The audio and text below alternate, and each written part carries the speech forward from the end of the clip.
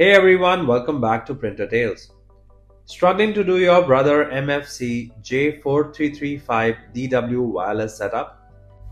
Well, it is very easy once you know which methods to choose from. So in today's video, I'll walk you through step by step through the WLAN method to get your printer connected to Wi-Fi quickly and easily.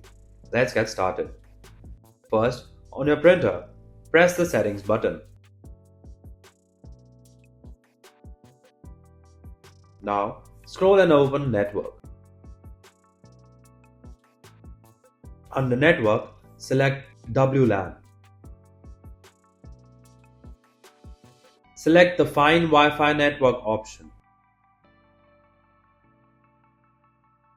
Wait for the printer to search for available SSIDs. Once the search is over, select your Wi-Fi router. At last, enter the password and press OK to connect.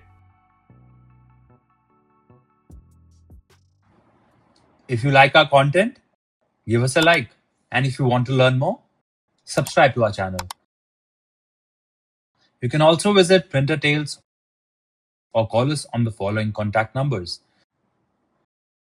If you think we haven't covered your printer yet, you can let us know in the comments section.